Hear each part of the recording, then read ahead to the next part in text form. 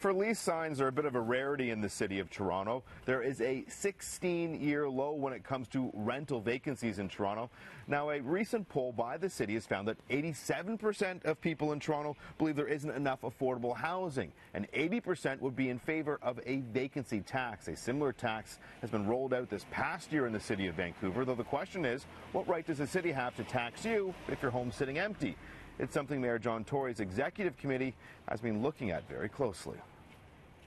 The key goal of a vacant tax was actually to tackle the number of vacant homes in the city. It was more of a housing policy approach to the issue. Vancouver's vacant property tax has been going on for about a year now, though there's no indication that it has changed the vacancy rate or that it has created more affordability. And that is exactly what we really want to get to the bottom of. In the city of Vancouver, if your home sits empty for 6 months plus a day, you're taxed 1% of the property's value. More than 8,000 homeowners have coughed up the coin and paid the tax. Vancouver city staff believe it will rake in $30 million in the first year alone.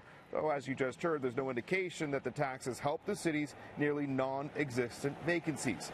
Though just last week, that city's mayor called the new measures a success.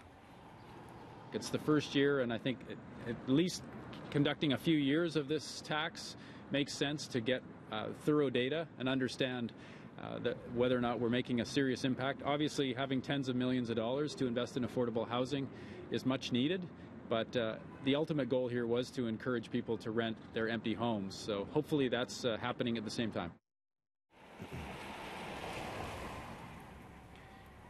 In a statement to CityNews, the Toronto Real Estate Board says TREB has been working diligently on this issue to stress that policies targeted at the housing market should be evidence-based and to point out numerous concerns with this proposal. It goes on to say the focus should be on whether it will address the city's stated goal of increasing rental supply, not to generate revenue. And one of the big questions, how would Toronto determine if a house is vacant? City staff have floated 3 different approaches, debating mandatory declaration of occupancy, a self-reporting model, or a complaint-basis program. They're also looking at having the province change privacy laws around water and hydro meters. Now, a recent staff report to the executive committee outlined a few challenges. One, they're not sure if a vacant property tax would have people renting out their places or get people to put their places on the market. They're also unsure if it would curb rental prices and the amount of vacancies in our city. Now, this will be going back to the executive committee. We're expecting a vote after the municipal election.